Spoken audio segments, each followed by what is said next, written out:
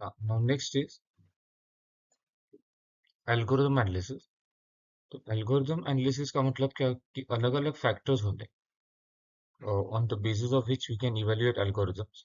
तो फैक्टर्स कौन से होते हैं? पहला फैक्टर होता है कि is the algorithm giving correct output, क्या वो करेक्ट आउटपुट हमें दे रहा है। Second is it working according to the specification, मतलब वो जो एल्गोरिदम है वो स्पेसिफिकेशन के हिसाब से काम कर रहा है क्या। और is the algorithm properly documented, ठीक है, एल्गोरिदम में हमने ठीक से कमेंट्स मेंशन किए क्या। मतलब एल्गो इज द बेसिकली इसका मीनिंग है कि इज द एल्गोरिदम रीडेबल, ठीक है, मतलब अगर कोई एल्गोरिदम पढ़ ले तो उसमें हमने सफिशिएंट कमेंट्स एक्सप्लेनेशन प्रोवाइड किया है क्या for understanding the algorithm. Is it modularised और डिवाइडेड इनटू फंक्शन, एल्गोरिदम को हमने फंक्शंस में डिवाइड किया है क्या। और is it efficient in terms of time and space. तो ये टाइम और स्पेस के हिसाब से, मतलब is it giving a proper time and space efficiency. जो आपने एल्गोरिदम क्रिएट किया है और एल्गोरिदम के थ्रू जो आपने प्रोग्राम क्रिएट किया है, is it efficient in terms of time and space.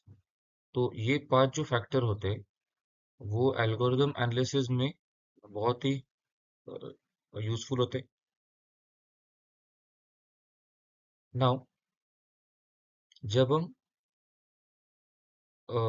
Algorithm analysis calculate कर रहे हैं तो उसमें जो सबसे इंपॉर्टेंट फैक्टर आता है वो होता है type calculating time and space complexity. So इसमें first let us discuss space complexity. तो स्पेस कॉम्प्लेक्सिटी क्या होता है? It is the total amount of RAM memory space occupied by a program, ठीक है। So total amount of RAM memory space जो एक program occupy करता है, it is called as space complexity. तो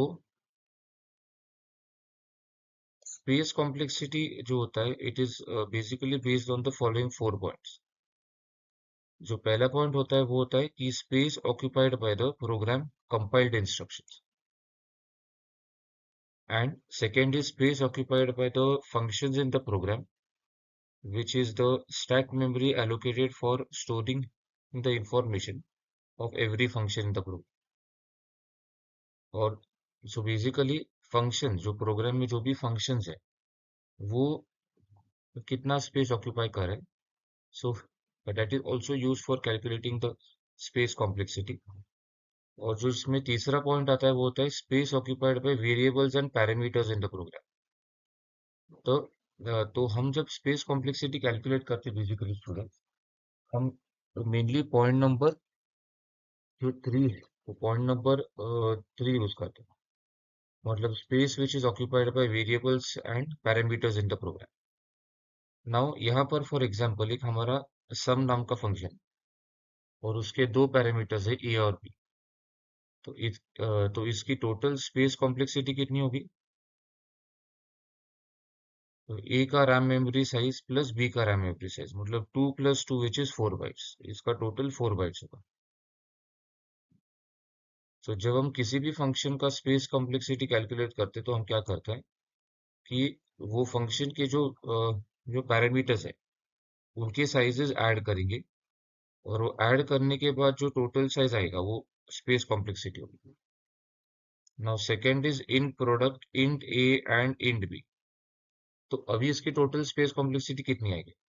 तो उसके लिए हमें क्या करना पड़ेगा, ये पैरामीटर्स के साइज ऐड करने पड़ेंगे to the local variable size, and one more thing, जो हम वैल्यू रिटर्न करें, सो रिटर्न वैल्यू का भी जो साइज होता है वो हमें कैलकुलेट करना पड़ता है। सो यहाँ पे a + b + c, और ये जो रिटर्न वैल्यू उसकी भी साइज हमें कैलकुलेट हमें करनी पड़ेगी, विच इज 2 + 2 + 2 + 2, मतलब टोटली 8 बाइट्स होता है। तो इसकी टोटल जो स्पेस कॉम्प्लेक्सिटी है वो 8 bytes. Now in this case जो सम फंक्शन इसकी स्पेस कॉम्प्लेक्सिटी कितनी होगी?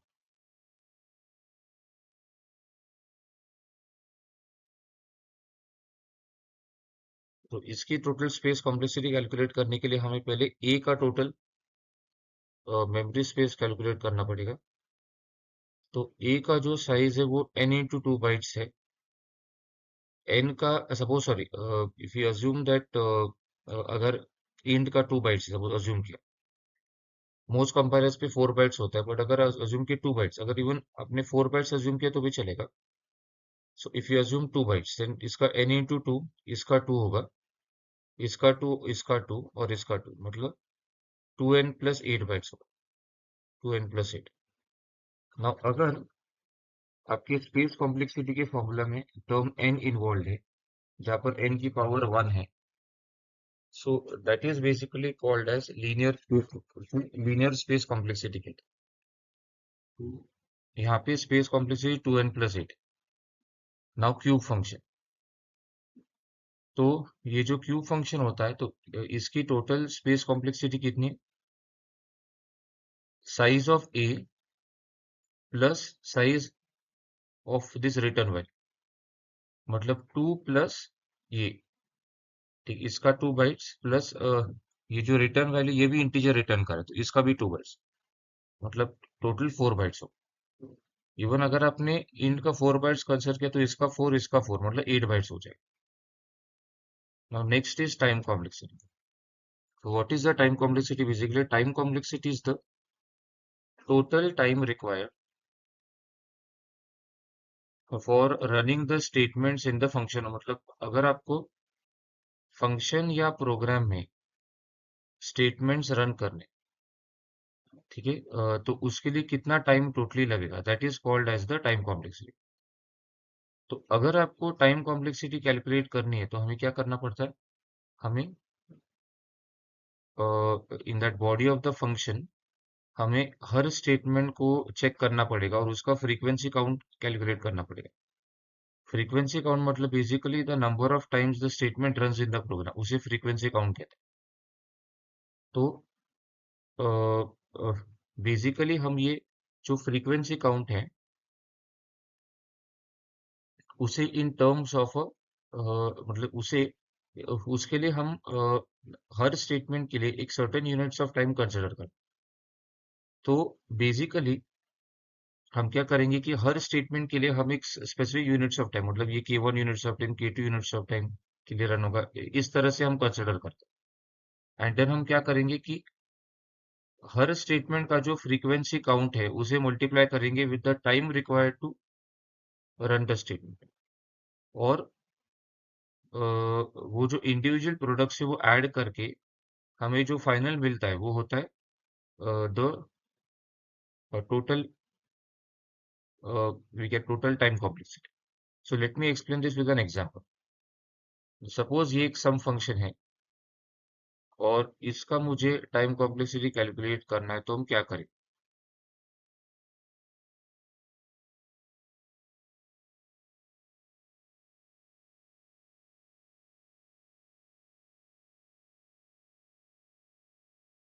तो इसका अगर मुझे टोटल टाइम कॉम्प्लेक्सिटी कैलकुलेट करना है तो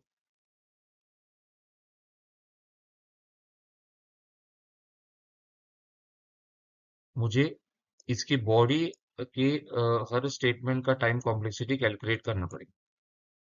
नाउ इसका देखो, ये जो स्टेटमेंट है इसका फ्रीक्वेंसी काउंट कितना है? 1 है, and this is running for k1 units of time. Now जो सेकेंड स्टेटमेंट है उसका भी फ्रीक्वेंसी काउंट 1 है, ठीक है, and it is running for k2 units of time. And ये जो आखिरी वाला स्टेटमेंट है इसका अगेन फ्रीक्वेंसी काउंट 1 है and it is running for k3 units of time. तो ये कितना होगा? Frequency count 1, k1 units of time, so 1 into k1 plus 1 into k2 plus 1 into k3। So हमें हर स्टेटमेंट का फ्रीक्वेंसी काउंट कैलकुलेट करना है और अज्यूम करना है कि it is running for a specific for some units of time.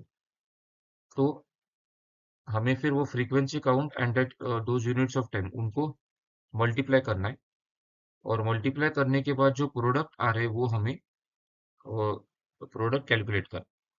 और वो इंडिविजुअल प्रोडक्ट्स को हमें ऐड करने, एंड इंडिविजुअल प्रोडक्ट्स को ऐड करने के बाद जो फाइनल आंसर आएगा that is basically your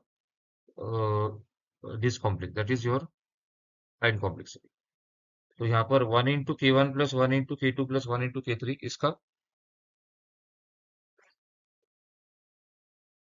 k1 plus k2 plus k3 हो जाएगा, so we can consider it like a constant which is k4, and finally हमें जो टाइम कॉम्प्लेक्सिटी मिलता है, टाइम कॉम्प्लेक्सिटी का जो फॉर्मूला मिलता है, उसमें हम ये जो कांस्टेंट k4 है, मतलब जो भी कांस्टेंट है उसे इग्नोर करते हैं। तो इसका टाइम कॉम्प्लेक्सिटी कितना आएगा? O of 1 आएगा। After ignoring k4 we get O of 1। उसके बाद यहाँ पर एक सम फंक्शन है।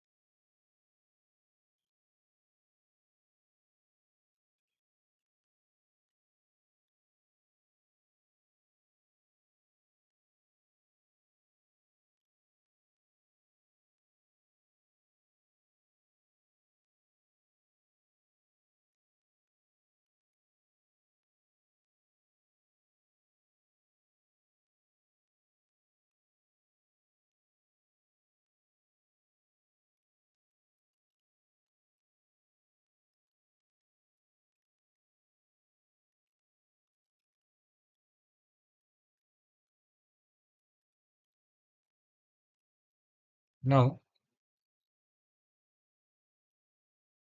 इसकी हमें टाइम कॉम्प्लेक्सिटी कैलकुलेट करें, तो हम क्या करेंगे? हर स्टेटमेंट के लिए सम यूनिट्स ऑफ टाइम कंसिडर करें। इसके लिए k1 units of time, frequency count इसका 1 है, तो k1 into 1। ना जो फॉर लूप का टाइटल है, उसके लिए हम क्या कर ना फॉर लूप के टाइटल के केस में बेसिकली देखो, ये जो i इक्वल टू 0 है, ये एक ही बार रन होगा। I लेस देन n, ये जो कंडीशन है, it will run how many times from, condition कितने बार चेक होगा? सो कंडीशन जो है वो n+1 टाइम चेक होगा, बिकॉज 0 to n-1, बट जब i इक्वल टू n होगा तब भी कंडीशन चेक होगा। ओके, तो ये n+1 टाइम कंडीशन चेक होगा, तो इसका कंडीशन का फ्रीक्वेंसी काउंट n+1 है, एंड i प्लस प्लस कितने बार रन होगा? n टाइम्स रन होगा। एंड लूप की जो बॉडी है वो कितने बार रन होगी?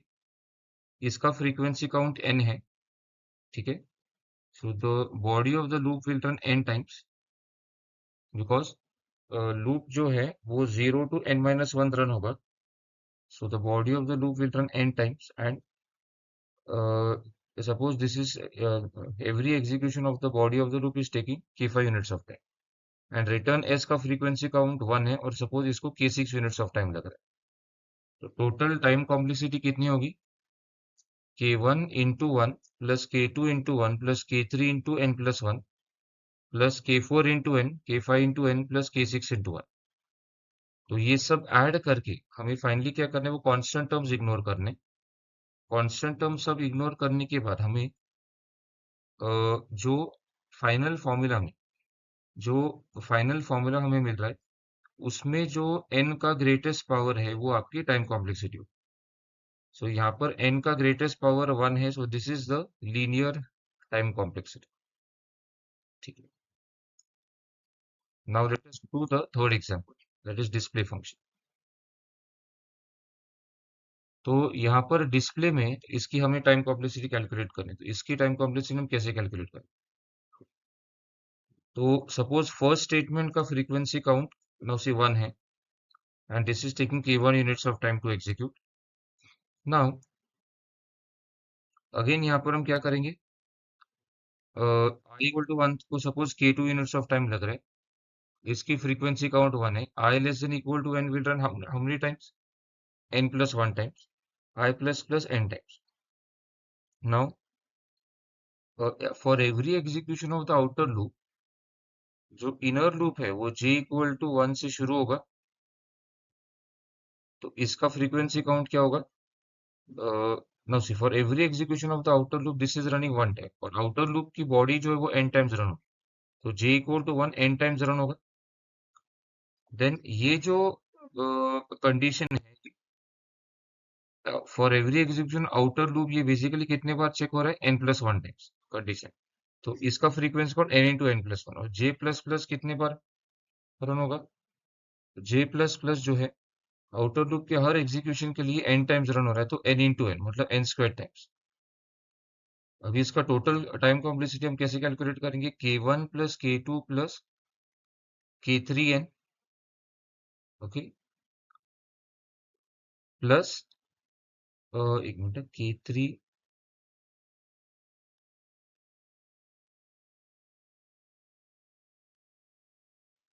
हाँ ये आई थिंक एक्स्ट्रा गलती से k3 हो गई, नहीं नहीं correct, k3 into n+1, k3n plus k3 plus k4 into n plus k5n plus k6 into n²। सो हमने सब कुछ ऐड, हर एक्सप्रेशन का जो टोटल टाइम रिक्वायर्ड है, या हर एक्सप्रेशन का जो फ्रीक्वेंसी काउंट है, that we are multiplying with the number of units required for running that expression each time. So for example I less than equal to n, हम consider हर बार जब ये कंडीशन चेक होगा, it is taking k3 units of time, और इसका frequency count n+1 है, तो k3 इंटू n+1, तो k3 इंटू n+1 का ब्रैकेट जो आप खोलोगे तो it will look like k3 into n plus k3। And finally ये जो पूरा एक्सप्रेशन आ रहा है, इसमें सिर्फ फाइनली आप क्या कर सकते हो कि जो n का ग्रेटेस्ट पावर है वही आप कंसिडर कीजिए। तो यहाँ पर n का ग्रेटेस्ट पावर 2 है, तो time complexity is, here the time complexity is O of n squared, ठीक है, इसे कहते हैं quadratic time complexity. Now similarly अगर एक ट्रिपल नेस्टेड लूप है जिसमें हर लूप 3 बार रन हो रहा है, हर लूप n टाइम्स रन हो रहा है, ट्रिपल नेस्टेड लूप मतलब लूप के अंदर लूप के अंदर लूप, तो इसकी टाइम कॉम्प्लेक्सिटी कितनी होगी, O of n क्यूब्ड होगा। और टाइम कॉम्प्लेक्सिटी के अलग अलग क्लासिफिकेशन है, मतलब classification of algorithms based on time complexity Rudrika. तो इसमें जो फर्स्ट आता है वो होता है कांस्टेंट टाइम कॉम्प्लेक्सिटी, जिसका टाइम कॉम्प्लेक्सिटी O of 1 है, जैसे हमने वो फर्स्ट एग्जांपल देखा था, इसका O of 1 है बिकॉज मतलब जिस एल्गोरिथम में या जिस फंक्शन में लूप इन्वॉल्व नहीं, उसका टाइम कॉम्प्लेक्सिटी होगा O of 1। Now second is linear time complexity, इसकी टाइम कॉम्प्लेक्सिटी है O of n, which we saw here. अगर एक फॉर लूप है जो n टाइम्स रन हो रहा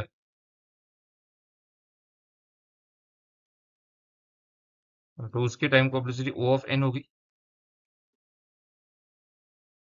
now third is quadratic time complexity, इसकी टाइम कॉम्प्लेक्सिटी है O of n²। जैसे अगर नेस्टेड फॉर लूप है where each for loop is running n time, तो उसकी time complexity O of n² है। क्यूबिक टाइम कॉम्प्लेक्सिटी मतलब ट्रिपल नेस्टेड फॉर लूप, उसका O of n क्यूब्ड होता है। और logarithmic time complexity which we see in binary search, उसका O of log n होता है। नाउ नेक्स्ट इज और एक इसमें इंपॉर्टेंट पॉइंट है कि 3 टाइप्स ऑफ टाइम कॉम्प्लेक्सिटी के 3 टाइप्स कौन से होते हैं। First is best case time complexity, best case time complexity is the time complexity or the time required for when the time required for running the algorithm in the is the least, okay, इसे कहते हैं best case time complexity. Like for example अगर मुझे array को sort करना है और अगर already elements of the array sorted order में प्रेजेंट है, then that is the best case time complexity.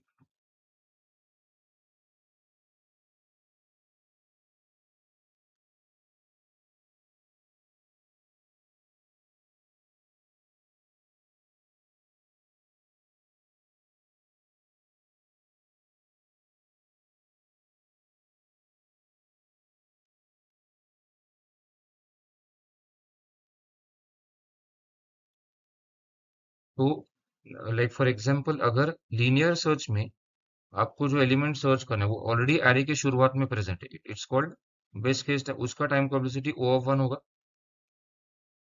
तो second is average case time complexity, average case time complexity मतलब किसी भी एल्गोरिथम के लिए जो time required to run the algorithm, it में change based on the inputs pass, because for every algorithm जो time complexity है it is dependent not only on frequency count of every statement but also on size of input. Like for example, array की programs में जो array का size है, number of elements in the array है, इस पर time complexity based होगा, वो उतने बार ये फॉर लूप रन होगा. So average case time complexity basically it is calculated by finding the average of all the time complexities of the inputs which are passed to the algorithm. और तीसरा होता है worst case time. Worst case time complexity मतलब suppose किसी भी algorithm को run करने का टाइम सबसे ज्यादा है.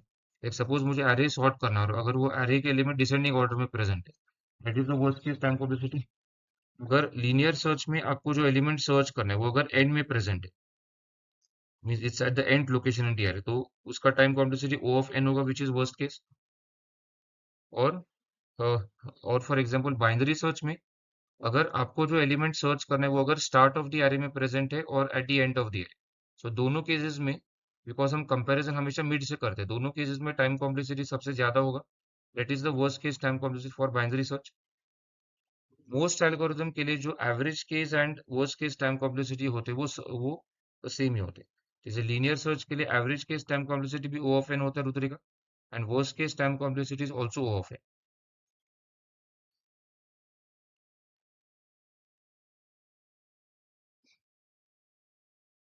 I'll just put it on the group.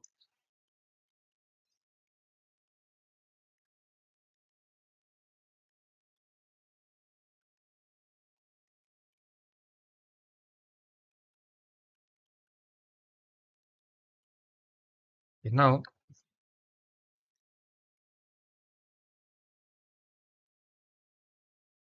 इसमें और एक मुझे जस्ट पॉइंट एक्सप्लेन करना था, वो था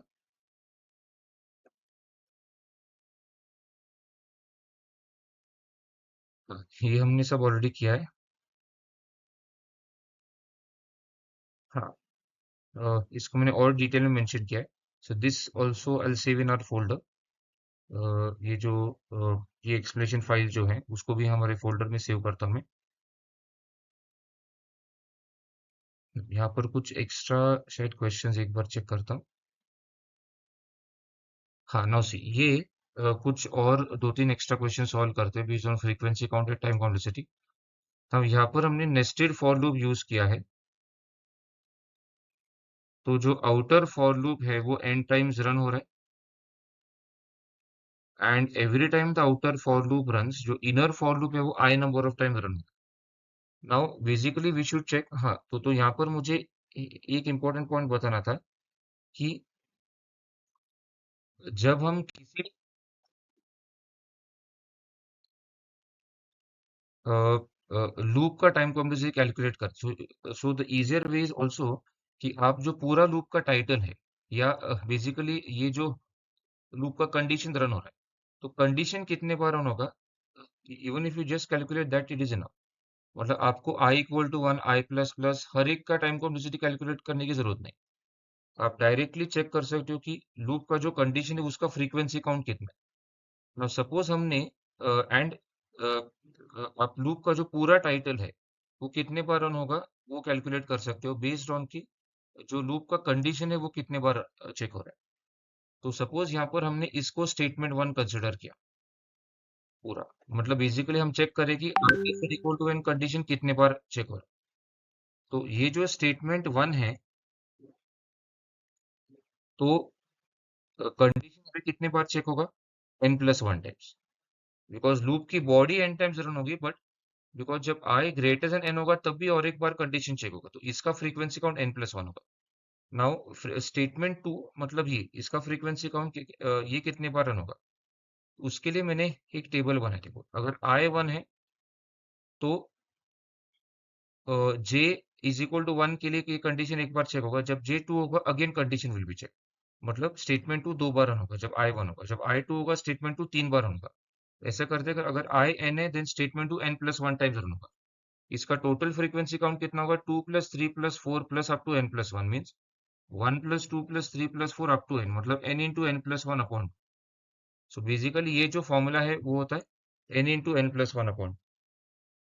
मैथ्स में ये फॉर्मूला, इसका आंसर होता है n into n plus one upon. And जो स्टेटमेंट थ्री है प्रिंट है वो कितने बार रन होगा, आई वन है तो इनर लूप की बॉडी एक ही बार रन होगी। जब आई टू है, इनर लूप की बॉडी एक ही बार रन होगी। So 1 + 2 + 3 up to N.